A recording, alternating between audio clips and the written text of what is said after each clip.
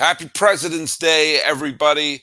And we're singing Hail to the Chief, to the president of Locked On Diamondbacks. We're doing a Locked On Diamondbacks, Locked On MLB crossover for this Monday. Let's get it going. You are Locked On MLB, your daily MLB podcast. Part of the Locked On Podcast Network, your team every day.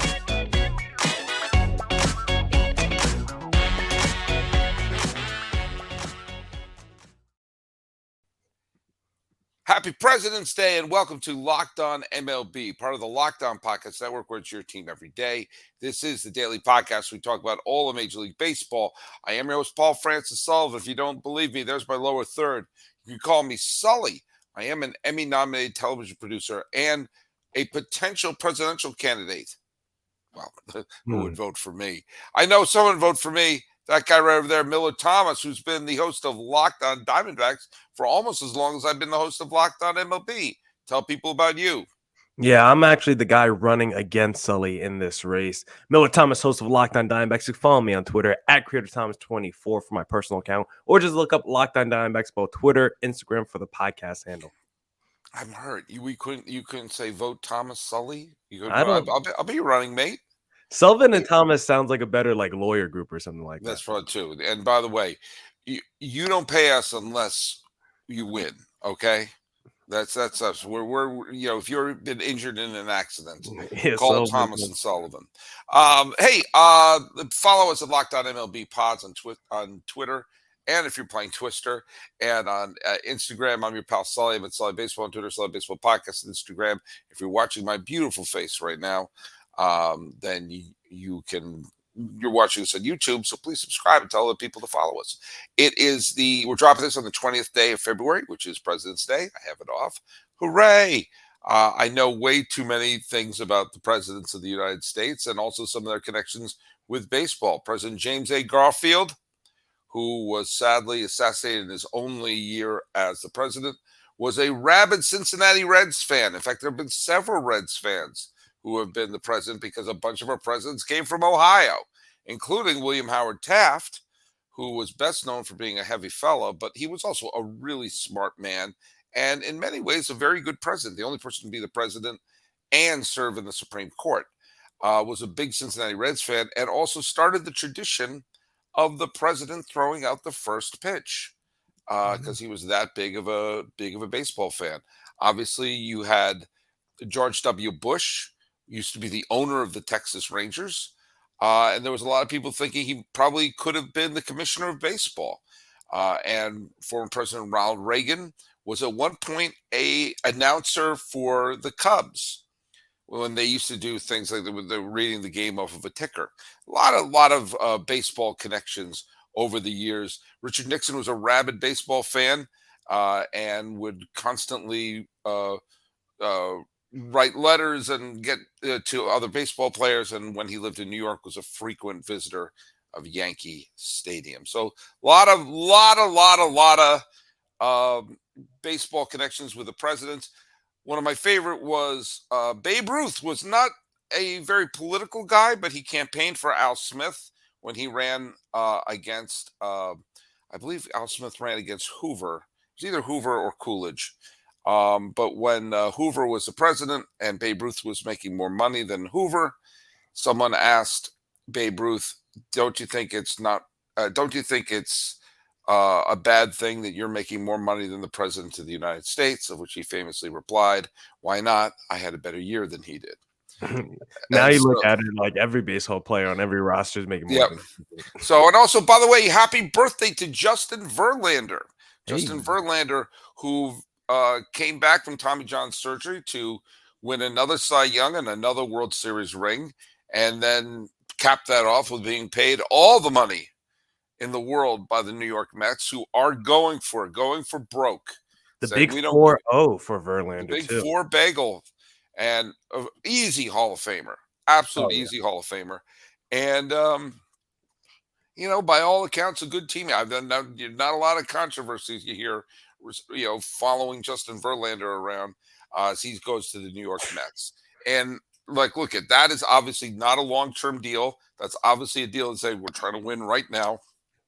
And they're trying to make up for the loss of Jacob deGrom. Although, if the first reports out of Texas are any Yeah. indication, Jacob deGrom is doing his best to make up for the loss of Jacob deGrom, because we didn't even reach President's Day before Jacob deGrom had his first little bit of an injury there.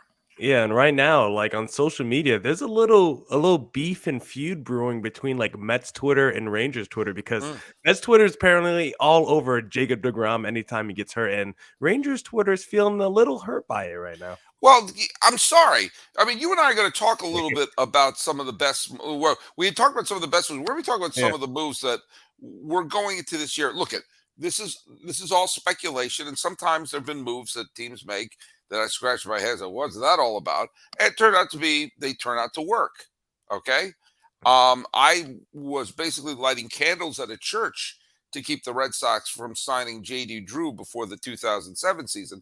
I wanted nothing to do with him. I thought his signing was awful, but he was a key part in that postseason. They don't win the World Series in 2007 without his big hits, and he had a fabulous year in 2008 where he almost slugged them back to the World Series. So sometimes I got to take a step back and say, all right, I was wrong. I was wrong. You know, that helped them win a World Series. But from right now, I was not a fan of the Jacob deGrom signing with Texas. And I said it when it happened, because the Rangers are trying to be a team that are trying to become relevant right now. Jacob deGrom's always hurt. When he's healthy, he is one of the best pitchers I've ever seen. But you're going to get 10 starts a year from him now. And now, are you going to even get that? So to give him any type of long-term deals, look at good for Jacob deGrom. I never begrudge someone from getting a big contract, but I certainly don't blame the Mets, who I think are certainly going to get more starts out of Justin Verlander, who, mind you, missed all of the 2020 and 2021 season and is 40, but I think is more of a workhorse than Jacob deGrom. And I think that for a team that is trying to push their chips to the center of the table, trying to get relevant now, I think this is look at, I get they're trying to show that they're trying to win over their fans and everything like that, but it's a crowded AL West. It's not you have the two of the best teams in the American League are in that division. So you're basically going for like the second or third wild card position at best. And I don't think deGrom's going to give him more than 11 starts this year.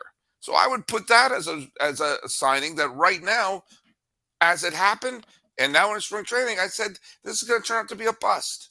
Yeah, the long-term money, I think, is the thing that hurts the most when we look at the deGrom contract, because he's going to get paid until he's 40 years of age. I don't mind in terms of annual average salary, because he's getting $37 million a year, which is a lot of money. But considering when he does start, how good he is, I think it's a gamble that the Rangers were willing to pay, because if you look at their last two off seasons, they're pouring a whole bunch of money into these big time star players, the Corey Seagers, the Marcus Semiems, the Jacob deGroms, and the Rangers are kind of going for it right now. I still think they need another year of adding players or probably adding talent to be a true World Series contender, but they've opened up this short little window where they're trying to attack a World Series, and they think Jacob deGrom, if they could at least, maybe don't get 30 starts from him in the regular season, but if your team's good enough to sneak into the wild card round, because we've seen from the playoff field the last 2 years, you don't have to be a 100-win team to make it to the World Series. You just got to get into the dance. And if Jacob deGrom is at least healthy once you make to the postseason, then anything is possible if you're a Rangers fan. I will never begrudge a team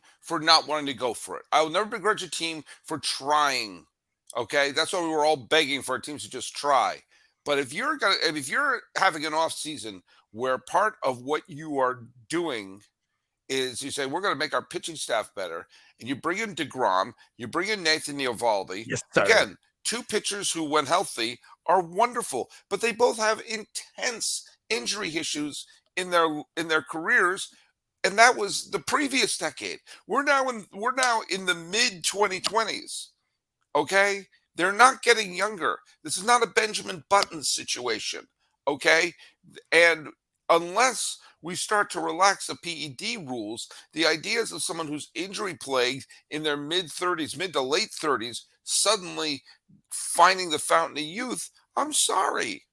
I'm sorry, Vasco da Gama, but that's not going to happen. And if you're building your rotation around that, look at a signing of a deGrom would be perfect in a team like the Mets, like the Yankees, like the Dodgers, teams that have a frontline starting pitchers already, and you're hoping you roll the dice that he'll give you, get something out of the third, fourth, or fifth slot. The Rangers are asking them to carry the rotation, and it's not going to happen. In fact, I think it's one of the biggest surefire bets you can do is to say that they are going to put fewer than, that deGrom and Eovaldi are going to combine for fewer than 20 starts this year. You know what? I'm going to put my money where my mouth is, and I'm going to head my butt over to FanDuel to make a bet like that. By the way, we're at the midway point of the NBA season, and it's the perfect time to download FanDuel, America's #1 sportsbook, because new customers get a no-sweat first bet up to $1,000. That's bonus bets back if your first bet doesn't win. Just download the FanDuel Sportsbook app. It's safe, secure, and super easy to use. You can bet on anything from the money line to point scores, threes drained, and how quickly Jacob deGrom and Nathan Eovaldi are going to be on the injured list. Plus, FanDuel even lets you combine your bets for a chance at a bigger payout with same-day parlay. That's French for speak. So don't miss the chance to get your no-sweat first bet. That's English for no-sweat first bet. Up to 1,000 American dollars in bonus bets when you go to FanDuel.com/lockedon. Did you not hear that? FanDuel.com/lockedon. You can go there to learn more. Make every moment more with FanDuel, an official sports betting partner of the National Basketball Association. Now look at Millard Thomas. He's right there in case you're wondering. You and I want to talk a little bit about some of the moves that appear to be whiffs, and the deGrom Eovaldi signings, I think are front and center for me, because you're trying to make those foundational for a team to turn it around. And I love Bruce Bochy. I even love his lieutenants. But take a sip, take a shot, everyone, because I mentioned Bruce Bochy's lieutenants. But I see the Rangers as a fringe wild card at best, and I just don't. I thought this was a bad move. But what are some of the moves that you think of were ill-advised? Let's just call them ill-advised. Yeah, and then real quick on the Rangers, they might not be done yet, Sully. They may have an in-season trade coming like the Seattle Mariners did with Luis Castillo. They pull off something akin to that where deGrom's not carrying the rotation by him lonesome anymore, then you might be in on this. I'm in on you, Rangers. I'm in on you this year. Do you think they're going to be above 500? I just checked FanDuel. Their over-under for win totals is 81.5 wins this year. I'm not against betting 82 and 80 for the Texans. I am. Okay. Under. Okay, we should do like a little personal bet on the Rangers. All right, yeah, let's go do that. But I want to start off when looking at the worst offseason signings. This is someone that I said was going to be a terrible signing before the offseason, just because I'm not in on him as a long-term option for your team. I think he's a good player. He's still young. He's still in his prime. But Dansby Swanson to the Chicago Cubs for 7 years, 177. Swanson's not a bad player, but I don't think he has the ceiling of some of these other top shortstops that we saw go off the market for similar money. Xander Bogaerts is getting the same annual average salary as a Dansby Swanson. Yes, there's a few more years tacked onto Bogaerts' contract, but just in a vacuum, I would much rather have Bogaerts than Dansby Swanson. Turner's getting $2 more million a year annually than a Dansby Swanson. I would much rather have Trey Turner than Dansby Swanson. Those two players, I think, are just a class better than Dansby Swanson, and you're getting them for basically the same rate. And I look at the Chicago Cubs team, I'm just not sure where they're headed as a franchise. They signed a whole bunch of players to one-year contracts, like the Cody Bellingers. I think they signed Trey Mancini's. Like, they took a bunch of flyer options. Then they spent a whole bunch of money on the Tyones, another bad contract I didn't like. Spent a whole bunch of money on Swanson. I know they had some momentum at the end of last season, but then they let their best player, Wilson Contreras, go in free agency to the St. Louis Cardinals. I just don't understand it from the Cubs' perspective. Yeah, the Cubs are weird because, a couple of years ago, they were like, hell or high water, we're going to rebuild. And even though they were a playoff team for a good chunk of the beginning of the 2021 season, the nanosecond they had a slump, they traded everything that wasn't nailed down. And so And do you like that? Do you agree with that kind of situation of blowing up your team that you knew could at least made the playoffs? Maybe you weren't a World Series. I'm not a fan of blowing a team up when they're still good. I understand in the mindset of trade someone a year too early than a year too late. And I think they should have kept maybe one or two players from the championship run, if for no other reason to give fans a little something to hang their hat on. I prefer teams to go for it, especially because the National League Central wasn't exactly a powerhouse that year. I mean, It's still Milwaukee not was powerhouse. I don't know what the Cubs are doing.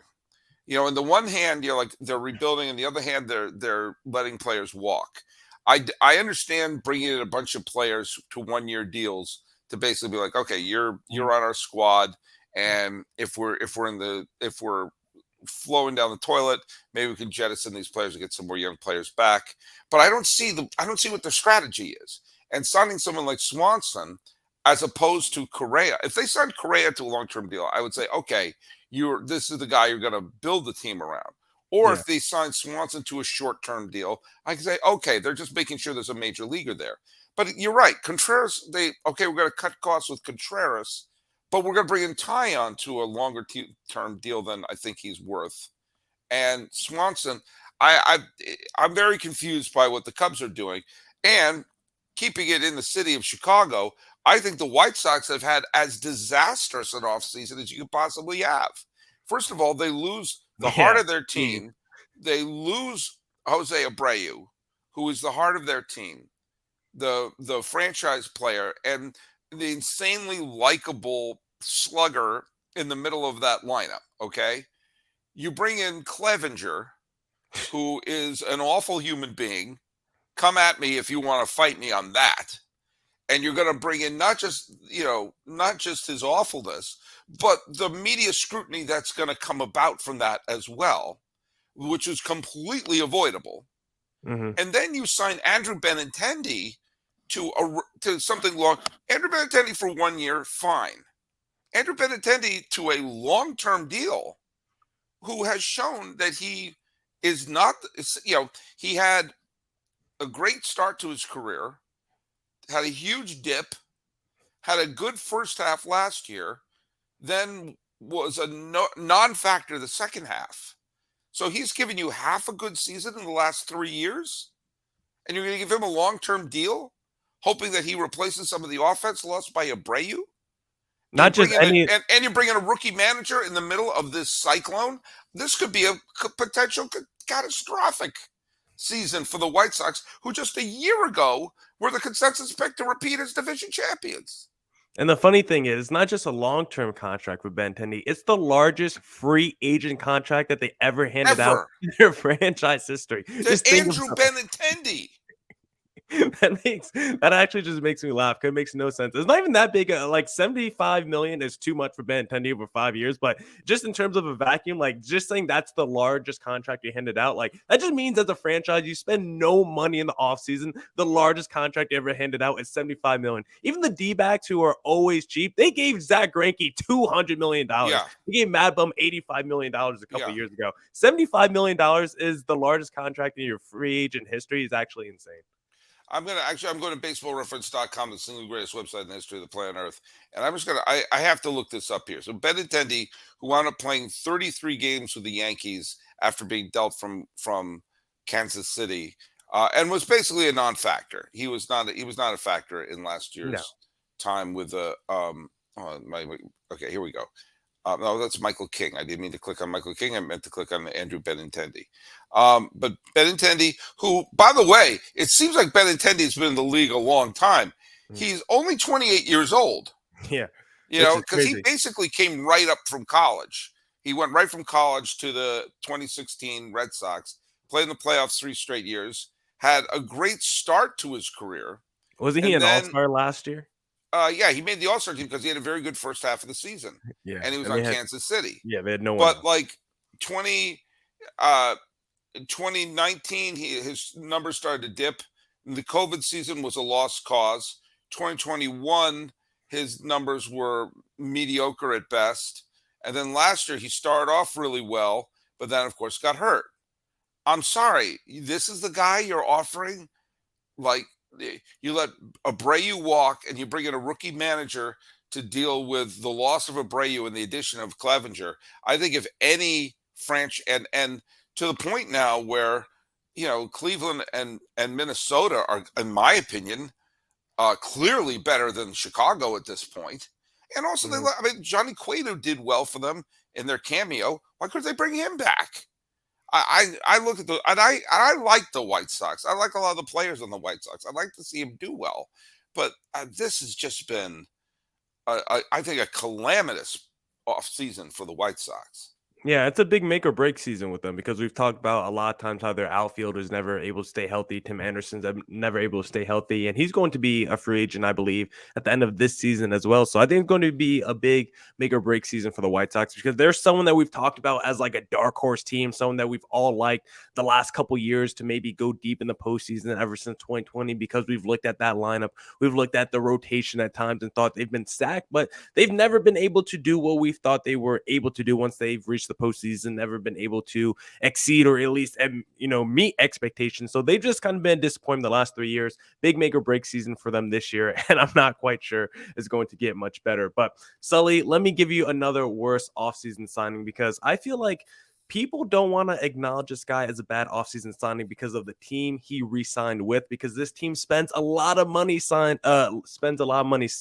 and people love it when teams spend money, but sometimes it's not always good to hand out the big time contracts because I think Brandon Nimmo signing for 8 years, $20 million a year. Like, I think Brandon Nemo's a very good baseball player, but you look at his numbers overall, he's really just like a near 300 guy, maybe around 12 home runs, doesn't really put up big statistics. He gets on base a good amount of times, but it's like, he's like a borderline all-star type player. I think he got money. Like, he's a franchise moving needle player. I think he's a really good baseball player, but 8 years of over $20 million a year annually for Brandon Nimmo. I know the New York Mets don't care about spending money. I know they're going to go out there and basically sign whoever they want, target whoever they want. We got a big summer coming with some more free agents that the Mets are probably going to be linked to and go after. But I think 8 years, over $100 million for Brandon Nimmo, it's just kind of egregious. If it was a 5-year deal, I would feel differently, but he's going to be like late 30s at the end of that contract. I just feels like that's too much money for him.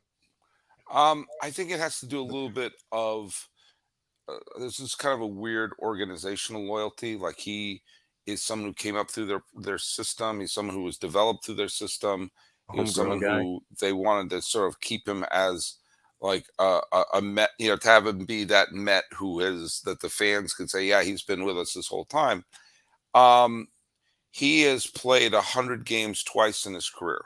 Yeah, this was the first time he's done it since 2018. Yeah, and of course, you throw 2020 out the window. Obviously, everyone has to throw 2020 out the window.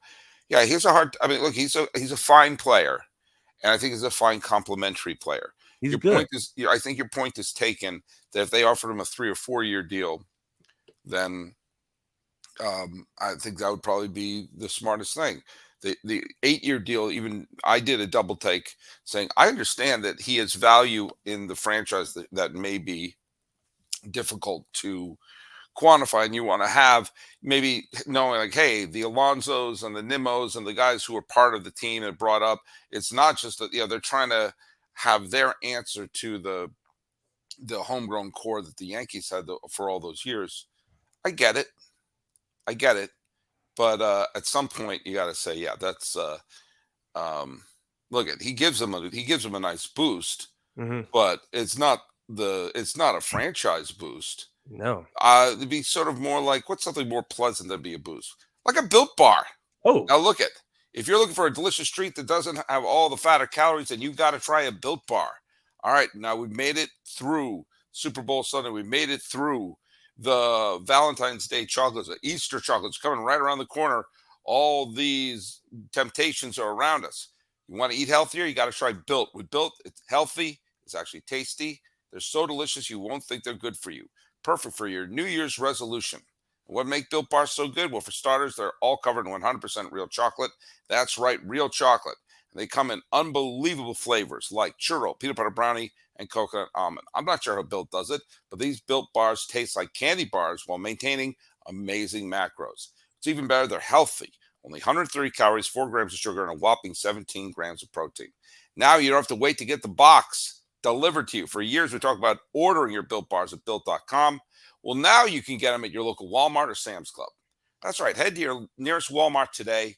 Walk to the pharmacy section, grab yourself a box of Built Bars. You can pick up a 4-bar box, cookies and cream, double chocolate, coconut puffs. If you're close to Sam's Club, run in and grab a 13-bar box with our hit flavors, brownie batter, and churro. You can thank me later.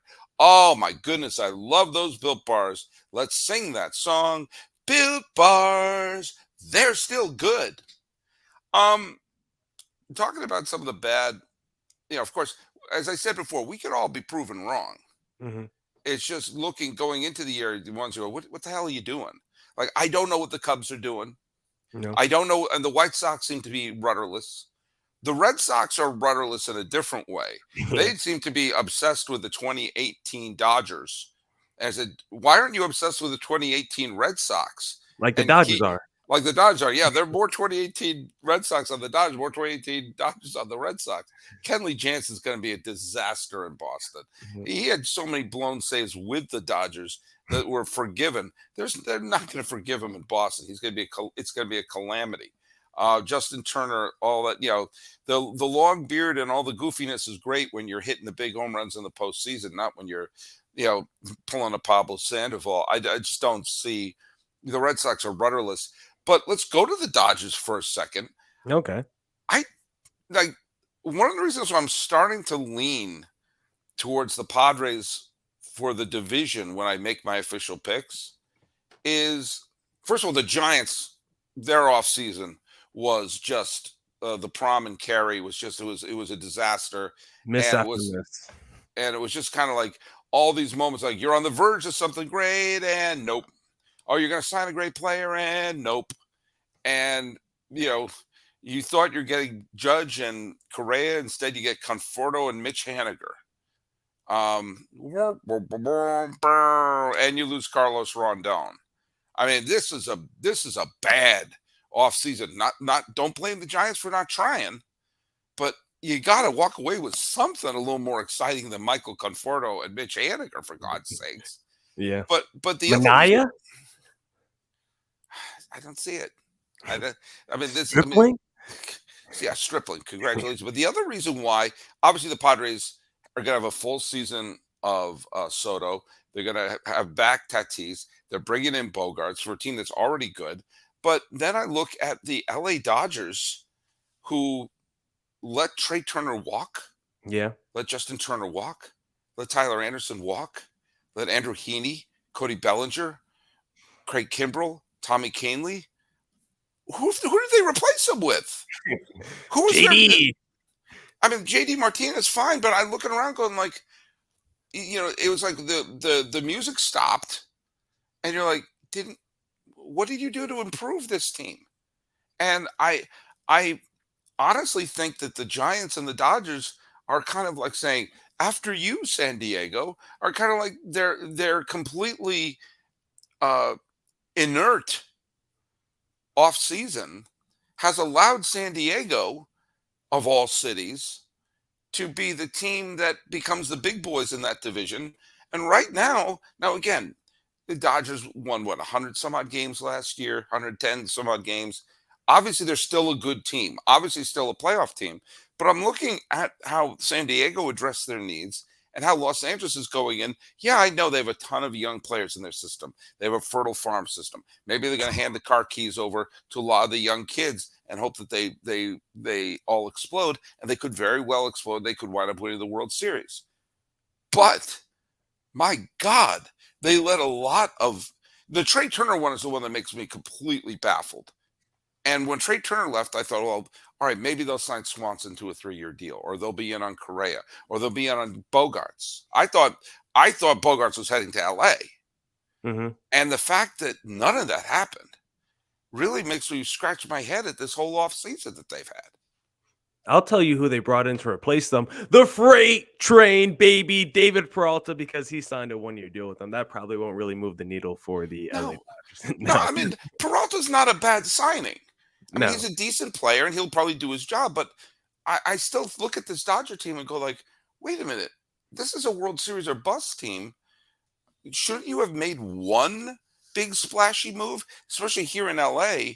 There's a lot of ill will. The Dodger fans were mad about what happened last year because they had that team won 100 and what 14 whatever it was games. This is on paper in terms of what they did in the field in the regular season, the greatest regular season they had of all time. They won one postseason game to a Padre team who they beat like a rented mule the entire year. I mean, that was just embarrassing for Dodger fans, and there did not seem to be any reaction to that. Yeah, if you're the Dodgers, this is kind of your MO though. Like they're not really afraid to let talent walk in the offseason because if you look at their last few off seasons, like they've let, like you just said, the Trey Turners of the world, they let the Max Scherzers of the world walk in free agency. They let the Manny Machados of the world walk in free agency. Like the But Dodgers believe in their own system that their front office can go out there and either pick somebody from their minor leagues they could develop into a star, or they're just going to wait for the next Max Scherzer to become available on the market that they go trade for, and then you get Trey Turner thrown into that deal, or you wait till free agency and you sign a Freddie Freeman, or like you trade for the Mookie Betts in the offseason. Like the Dodgers are not afraid to let talent walk in the offseason because they always feel like another star is right around the corner. well, for Andrew Friedman and Brandon Gomes and everyone in that front office, the pressure is on them because they're gambling. They're making a bet that their farm system is going to be producing stars. But you already know where to go if you want to make bets, so no reason to do that again. I didn't know if we were doing that. No, I'm not going to do that again. Well, look at I mean, and the other team and the last team I'll mention, and just as I said, sometimes the bad moves are just the moves you don't make. Is the fact that, and I've mentioned this before, I'll mention it again. I don't understand how Baltimore could have a year where they get off the mat, they finally have a winning season, and you don't capitalize on that. I'm not saying going on a massive spending spree, but at least showing your fans, hey, we acknowledge things are going to be a little different now. And we're going to try to bring some actual major league talent onto this team. Besides James McCann, who, I mean, look at James McCann's a nice player, he's had a nice career, but he's not anything. He was available. He's a living human being. They put a mirror under his nose. They saw steam. Why Baltimore could not be in on some of these people, I don't understand it.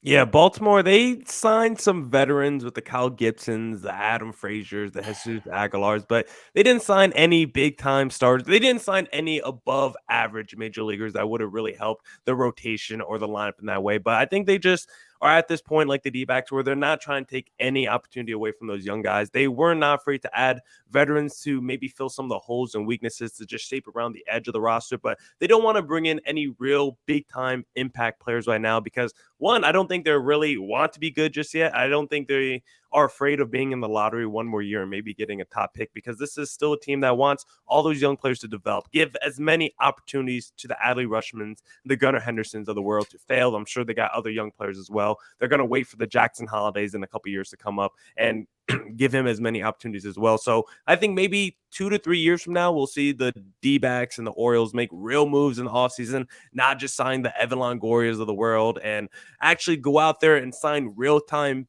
players, real-time at-bats, dudes that you consider maybe all-star level players in the offseason. But as it currently stands, because they don't feel like they're even in the mix for a World Series discussion, why go out there and spend real money on a big-time player that you're probably going to have to trade in a couple years anyway? Well, we'll find out for sure how accurate we are. But I know one thing is accurate, that once a week you and I are going to get together and we're going to have ourselves fun doing a podcast. So Millard Thomas, tell people where they can listen to your terrific show. Oh, we missed breaking news with the White Sox during the pod. They signed Elvis Andrews, Sully. Oh, there you go. Well, then that changes everything. And they're going to win. Yeah. There's going to be a parade in the South Side. That's actually not a bad move, especially because they're not sure what they're going to get out of Tim Anderson, but still. Yeah, it's all right. Tim Anderson Insurance. Follow me on Twitter at CreativeThomas24 for my personal account. Look up Locked On Diamondbacks on Twitter, Instagram for the podcast handle. Follow us on YouTube as well, Locked On Diamondbacks on there, and follow us wherever you stream your podcast. And you can follow us at Locked On MLB Pods on Twitter and Instagram. I'm your pal Sully. I'm at Sully Baseball on Twitter, Sully Baseball Podcast on Instagram. Seeing the glass is half empty, and maybe we'll be wrong.